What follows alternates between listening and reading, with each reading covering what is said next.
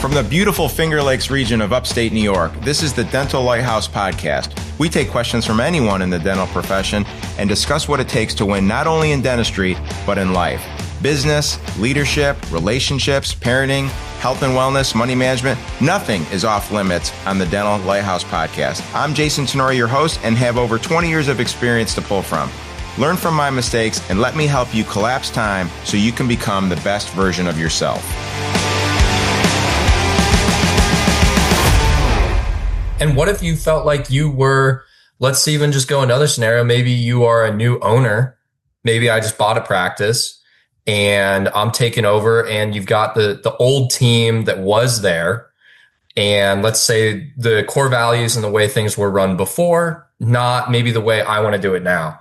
I'm sure that this isn't my particular scenario right now, but I'm sure there are other people out there who might be wondering that. How would you go about kind of navigating that?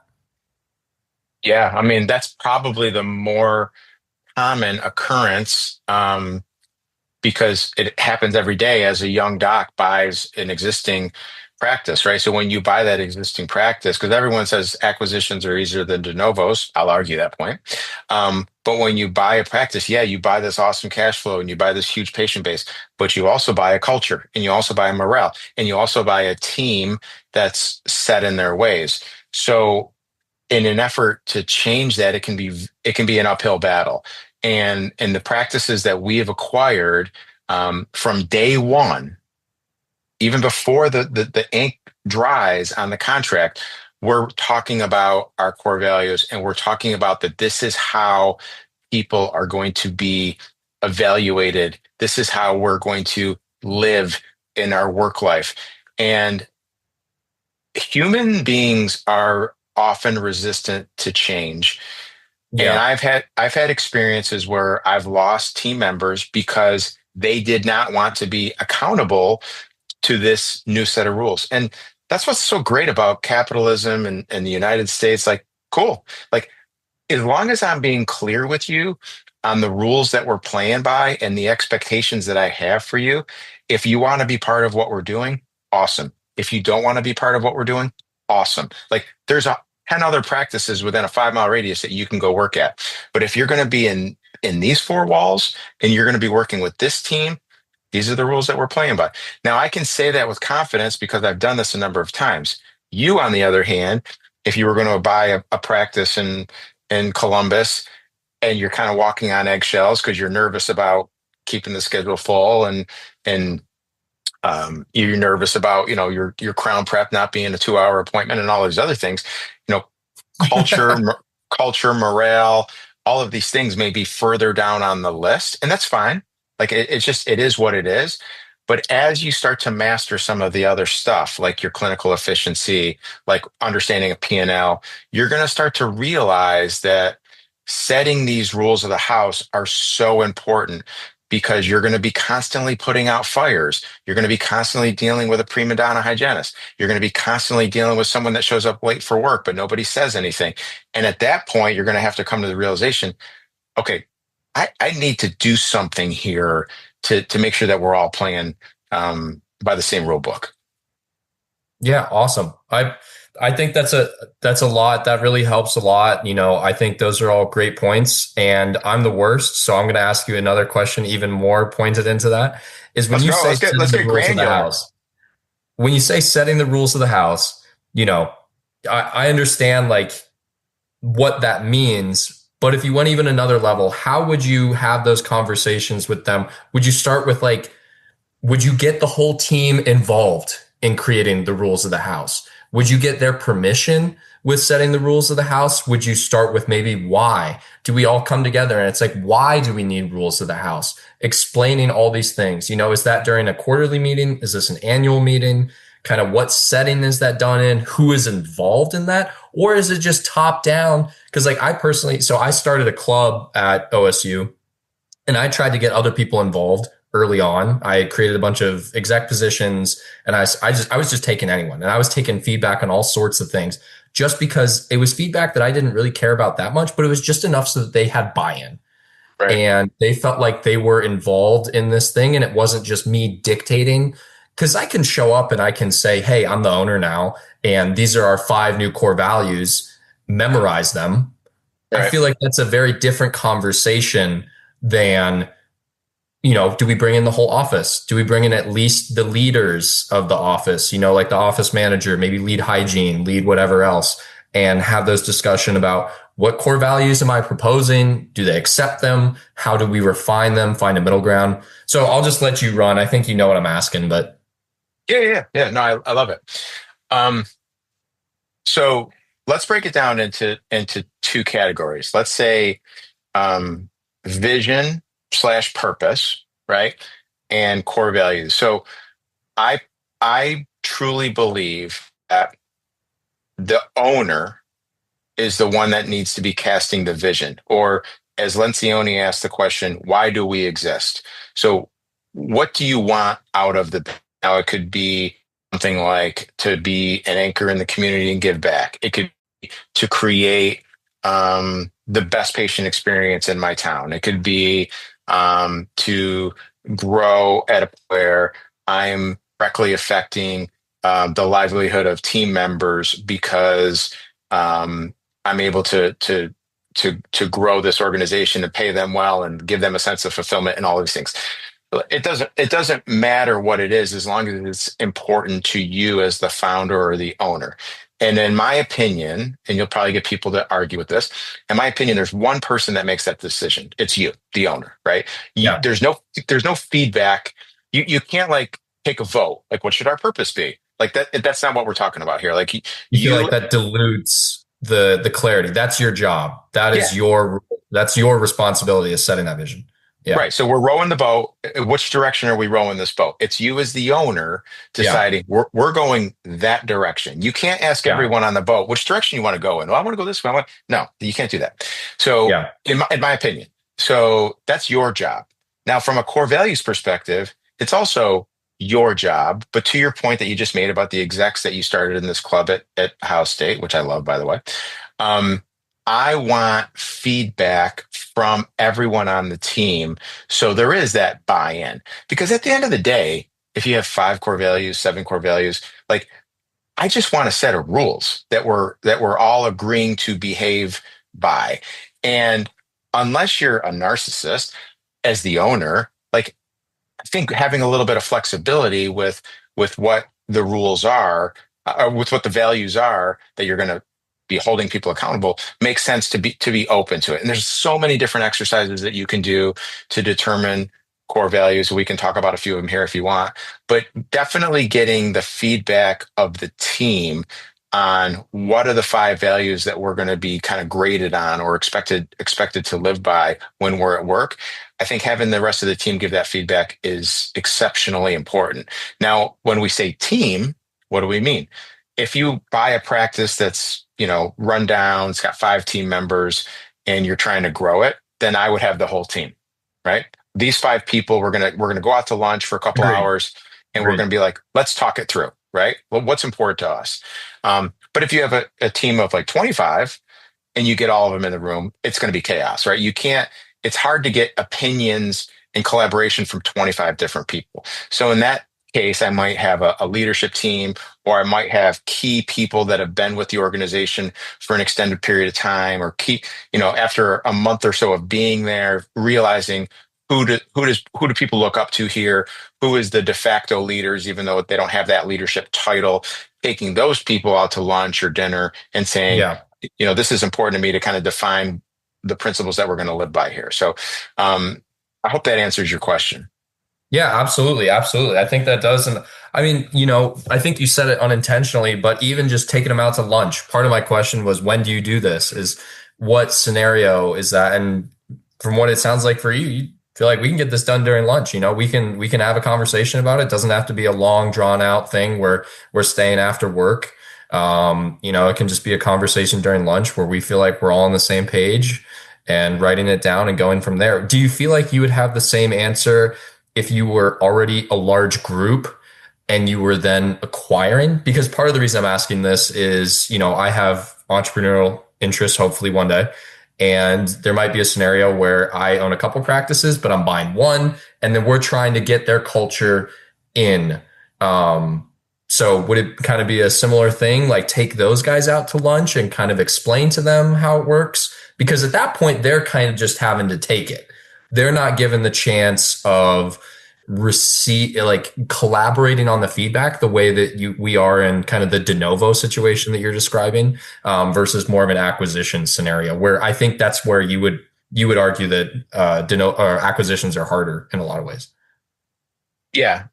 So if you're a group and you're acquiring another practice or you're starting another practice, the core values are the core values. They're organizational core values. You can't allow every acquisition to define what the core values are. So, um, do I want to get their feedback? Absolutely. Mainly the way I'm going to get feedback in that scenario is, these are the principles that we've lived by for the last 10 years. They've really treated us well. I really want to make sure that you understand them. Do you have any issues with them? Do you feel like there's anything here that's confusing? That's how I would try to incorporate buy-in. It's not just me handing them a sheet of paper and say, you better memorize this by tomorrow morning or you're fired, right? It's one of those things like this has really treated us well, right? It's like Cialdini's social proof concept. Like Yeah. this has really worked well for the 150 employees that we currently have, and we'd like you six to get on board. So what about this doesn't make sense? What about this do you need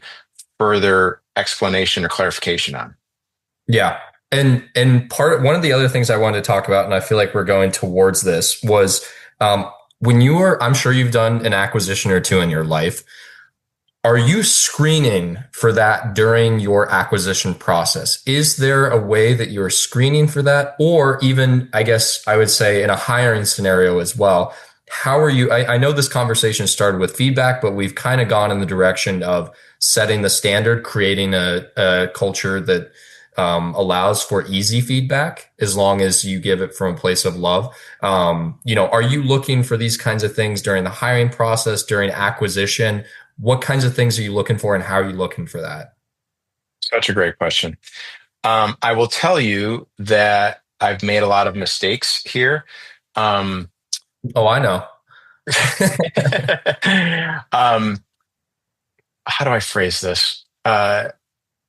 Early on, my mindset was I'm going to acquire a practice because it's got great cash flow, great EBITDA, and I can make these people change. I can, and everyone's on their best behavior during the courting process, even the senior doctor. Yeah. So I've been fooled. And Yeah. that's a podcast story for another day, but I've been fooled where I thought someone was going to get in line and they didn't. If I had to do it over again, or what I've since done is if the team is resistant, I can deal with that because the reality is I can fire them all and I can rehire those people. I even now feel that way with the dentist, whereas before I was afraid of losing a dentist because they weren't on board from a core value perspective. And Yeah. that was fear. That was a scarcity mindset. And like, oh my gosh, I'm walking on eggshells. Like if I upset this doc, all hell's going to break loose. I've since gotten past that fear, and it's mainly because I truly believe that what we're doing is the right way. So if I'm communicating to this new team, this new acquisition of this is how we behave, and the doctor is not on board, we're going to have a handful of uncomfortable conversations, and then they're either going to get on board or they're going to self-select out, or I'm going to ask them to leave. So the answer to your question is early on, I was very, very fearful of losing anyone, and I would do anything that I could to make sure that they didn't go anywhere. But the more I'm doing this, the more I'm like, it's so important for me to have the right value system in place. I'm not going to tolerate a handful of people or a rogue office that's going to behave differently than we are from an organizational perspective. I'll take it one step further. We've started acquiring specialty offices, and again, my fear was like it was high, and then I could figure it out, and then it was high, and I could figure it out. Once I started buying specialty offices, now I have to deal with a specialist, and now I'm like, I don't know how to be a pediatric dentist. I don't know how to be an endodontist. I don't know how to be an oral surgeon. So I absolutely have to appease this doctor so they don't go anywhere, because I can't just substitute another general dentist into this atmosphere. That was my fear. That was my scarcity mindset. I've since learned the hard way that I can replace these people, right? It might be harder to find a pediatric dentist that's in line with our thought process, but it's a price I'm willing to pay to make Yeah. sure that that practice is behaving the way that I feel dental practices should behave. Gotcha. So basically what you're saying is at this point in time, it's more of a, what I'm hearing is that's more reactionary in the sense of like, I'm buying it because I like the practice. And then you have since been in a scenario where you've kind of backfilled from there. Yeah. And I think you would probably agree that it's easier to do at the scale that you have, right? At a certain size, it's easier to lose one person versus like, let's say I'm buying my second practice and they're my only associate. Really don't Yeah. want to lose that person, right? And 100%. being at your scale, it's definitely easier to kind of take those undulations. But I guess my follow up would be, is there a way that you think you could avoid a scenario that you have to backfill where you're having to realize that this person won't get on board? Like, are there any techniques that you would recommend? Would you sit them down and go through the core values as part of your due diligence before you even buy the practice? Is that a scenario that makes sense? I know some doctors, I think, I don't really have a ton of experience with this, but they're selling the practice without the team's knowledge, potentially. Maybe you can't get in front of the team to talk to them to assess these things. Is that just a scenario where it's like, hey, you're probably not going to be able to really meet these people until they're there, and you need to have a system ready to quickly assess them and replace them if needed? Or is there a way to screen for it ahead of time? Theory, there's a way to screen for it, but the reality is that everybody's on their best behavior during Yeah. this courting process. And I've specifically seen it with doctors, right?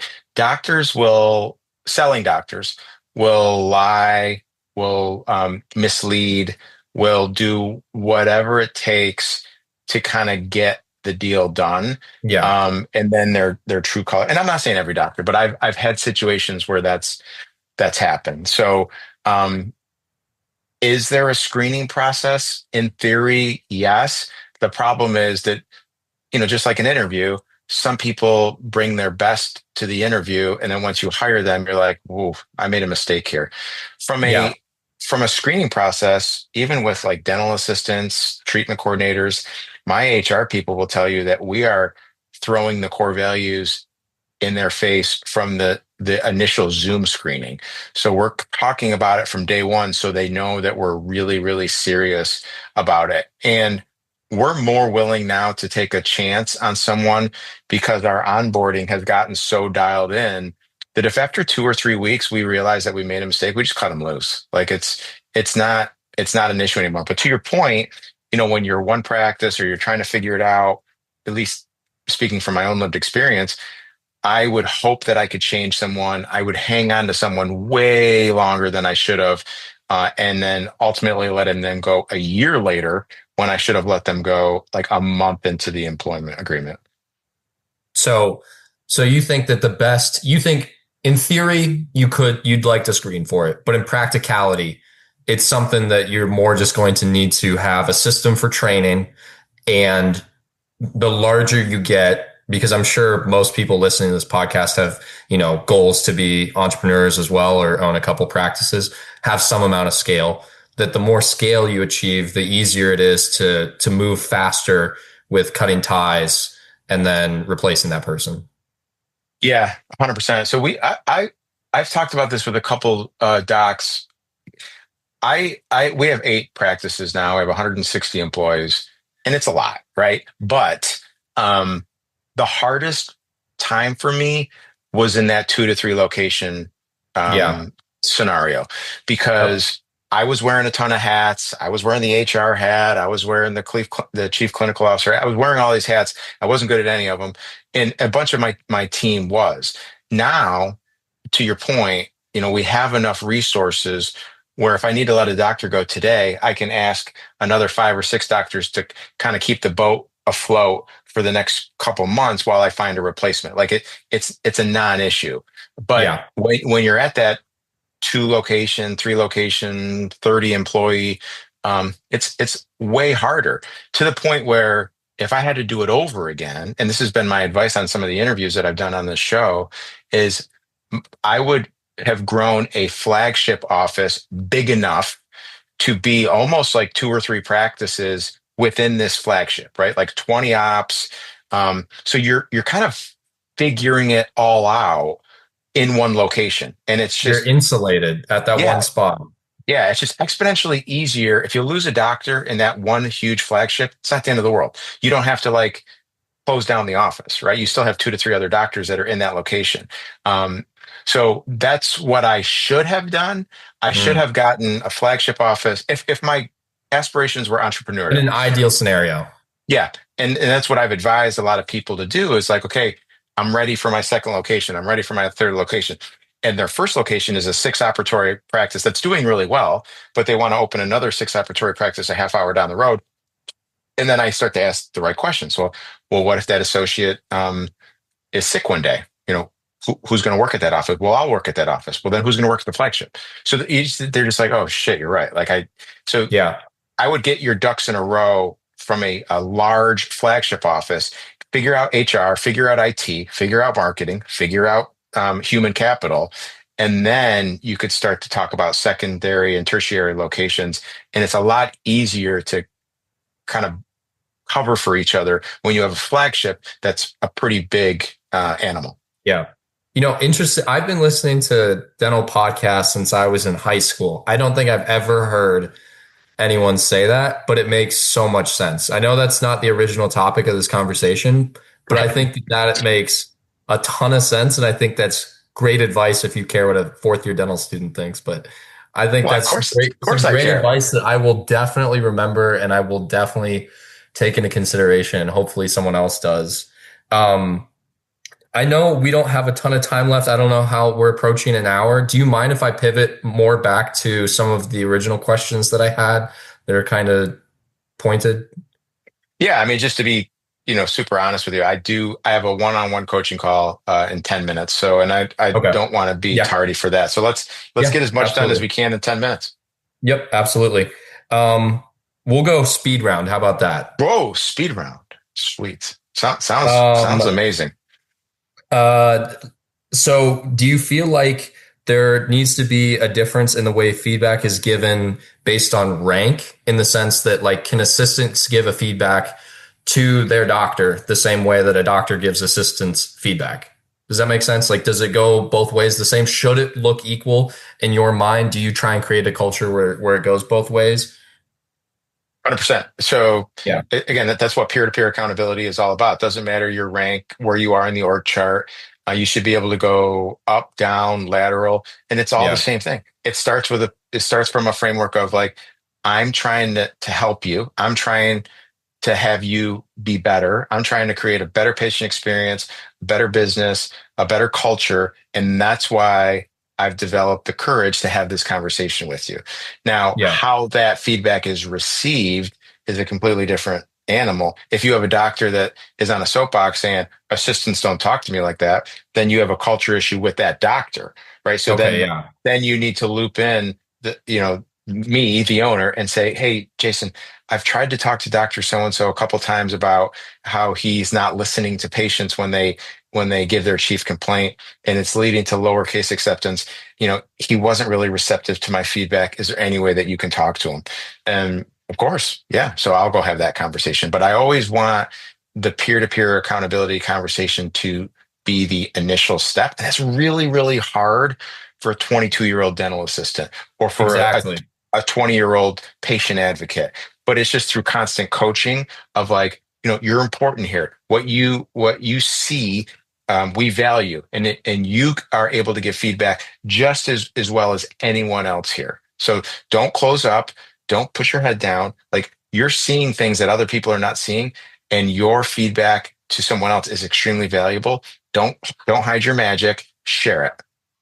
Yeah. And so who's communicating that to those assistants? Maybe is that the office manager, especially at scale? I'm sure you don't talk to every assistant. Who's telling them like, hey, you can talk to these docs. If they don't give you feedback, this is our path to go. Like, do they tell the office manager? How does that get from assistant to you in 160 member organization? How does that work? Yeah.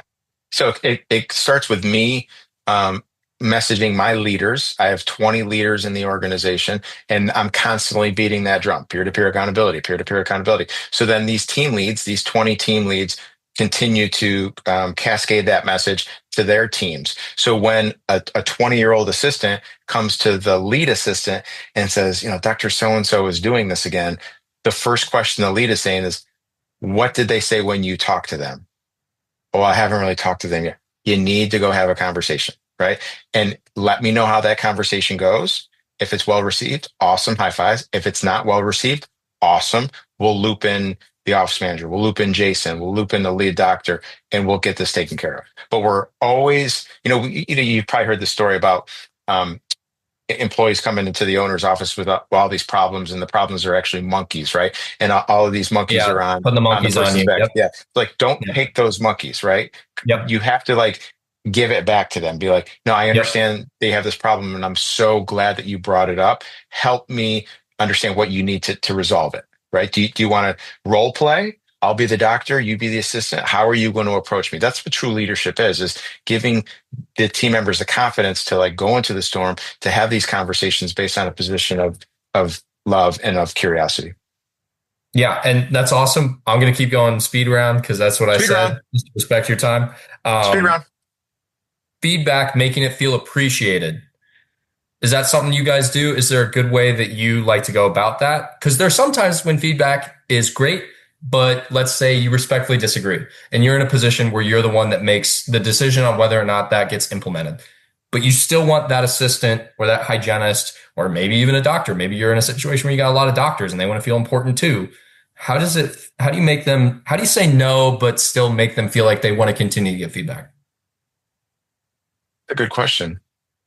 So you're saying the person that's receiving the feedback, how can they graciously accept it but not agree with it? Correct. Yes. And just creating a culture where it's like, hey, thank you so much for bringing that. And you don't agree, but you want them to bring you other ideas, right? Yeah. I'd have to noodle on that one a little bit, but I think my answer would be exactly what you said. I mean, it's just all about honesty and basically say, I so appreciate you developing the courage to come to me with this. I'm just not seeing it. Maybe this is a blind spot for me, but I'm just not seeing it. And then if that's the case, if I was the assistant in this scenario, I would probably ask someone else to talk to them or try to figure out a way where they could be more privy to seeing it. I know that's probably not the best answer, but I'd have to kind of noodle on that one for a little bit. Yeah, maybe that's a new one. It seems like that's most the next of my podcast questions you've been prepared for, but I hope I didn't scare you too much with any of these. It seems like you've been ready for it. I think if I'm going speed round, do you include feedback for the leadership in your one-on-one sessions? So, 100%. Okay, yeah. So you want them to be not only like, hey, this is how you did this month, but like, what can we do better as your leadership team? That's something that's always there. No question. Now, is it always readily available? Well, it depends on the level of trust and vulnerability in the relationship. If the relationship is new, then I can guarantee you're not going to get feedback as a leader. But if the relationship is been ongoing and there's a lot of trust and vulnerability there, and the leader asks, what do you need from me that I'm not currently doing? How can I serve you better? Like, and asking it from a sincerity perspective, right? You'll get that feedback. Yeah. Okay. Awesome. And you feel like, so part of this whole, conversation is just vulnerability and time, creating a relationship where you've developed that personal connection kind of. That's just an aspect of this, which makes sense. Yeah. Yeah, and you can do, if you don't have that level of the relationship yet, you can do other things. There's anonymous surveys, there's 360-degree reviews. There's a lot of ways to get to that point, but the best way to get to it is to just have a face-to-face eye contact. Yeah. What else do you need from me? Yeah. Okay. And then my last question, I know you got to be out of here on time, and I appreciate you so much, and I don't want to make you late. If you got time for one more, I would I just got time say, for one more. I appreciate you okay, too, JD. okay. Is there a scenario where you feel that maybe someone is noticing something that isn't their responsibility? So we have our speed limits set, and everyone's in their lane, right? But maybe in someone else's lane, there's something going on, but this person's noticing it. They want to give some feedback, but maybe it's not their place to give that feedback. Is that something where you feel like you have thought about that, encountered that? How do you kind of overcome that scenario where someone wants to give feedback, but maybe it's not quote unquote their place? Do you want them to give that feedback? Are they overstepping? As an assistant, is it their job to assess the margins of a crown from a doctor, right? But maybe they've been there for a while and they're like, I've seen some margins and I've seen this girl's margins. They're not great. Is it their place to bring that up? How do you kind of navigate that? Because that's not their role. Their role is not margins. But anyway, I think you get what I'm saying. Yeah, 100%. It's everyone's role, right? We don't exist in silos when it comes to these things. I just had this conversation with a leadership team from South Carolina that I'm coaching, big practice, and one of the hygienists is routinely bringing their first patient back late at the beginning of the day, 10 minutes late, right? Yeah. So now the front desk lead, right, administrative position is saying, Jason, how would you handle that? And I think sometimes we overcomplicate this. Like, my advice to her was like, just go to the hygienist, like before lunch, obviously not in the chaos of the day, and be like, hey, I've noticed that you're bringing your first patient back 10 minutes late almost every single day. And I'm just worried that these patients are developing resentment. We're not presenting the best customer experience that we can for them. What do you need from me in an effort to get this patient back on time on a regular basis? Now, Yeah. the hygienist is going to receive that feedback well or not. If they're like, you know what, it's because I don't really understand the software and I'm tripping over myself. Is there any way that you can help me so I can get to the front and get my patient on time? Yeah, I can help you with that. Or it's going to be received like, it's none of your business, right? I'll bring that patient back when I want to bring that patient back. Which Okay. I could see is a very realistic scenario, right? Right. So if that's the case, it goes right up the ladder, right? So the lead tried to have a peer-to-peer accountability conversation. The hygienist was not receptive to that feedback. I applaud the front desk lead for trying, but if they're going to get the feedback received in that way, it goes right to the owner or right to the front desk lead. Maybe it's an office manager or something like that. Yeah. And then, not to kind of go down a rabbit hole, then we have to decide. We've been talking a lot about this in our coaching group. Is this a hill I'm going to die on? Because people make mistakes all the time, right? Now, if this mistake is consistently being made, you as the leader, as the owner, have to ask yourself, okay, this hygienist is routinely bringing their first patient back 10 minutes late. Is this a non-negotiable for me? Where if they don't fix this within the next 2 weeks, they're fired? Or is this a hill that I'm choosing not to die on, where as long as I see a little bit of improvement and then they fall back a little bit, and there's no right or wrong answer there, but all of these scenarios, we have to ask ourselves, like, how aggressive am I going to be with having this person be accountable to this standard? Yeah. Yeah. Well, I think that's a great answer. Jason, I know you got to run. I know you've got your next coaching call. Don't want to make you late. I appreciate you so much, sir. Merry Christmas. Anything you have for me, anything you want to close? If not, I'll just get out of here and we'll have a quick wrap to this so that you can get to your next meeting. Let's do a quick wrap. I'll shoot you a text after my next call or sometime over the next couple of days. But I am so appreciative of your ingenuity and your curiosity, and just you just ask really, really good questions. I wish more people had your thought process, and it just screams to me how successful you're going to be when you ultimately take on this stuff yourself. Well, I appreciate it, Jason. I'll let you go. Have a good one, sir. All right, I'll talk to you later, brother. Thank you. That wraps up another episode of the Dental Lighthouse Podcast. You have a choice today. Choose to be a lighthouse. Lighthouses are powerful and steadfast. They are beacons of light for others to reference when life gets turbulent. Go out into the world today and become a lighthouse for someone. Give more than you get. True joy comes from serving others. Start today. I'm Jason Tenori, your host. Thank you for listening to the Dental Lighthouse Podcast. For more information, podcast show notes, or links to anything that we have discussed today, please check out our website, thedentallighthouse.com. We would love to hear from you. If you would like to get on the show, please email us at podcast@thedentallighthouse.com.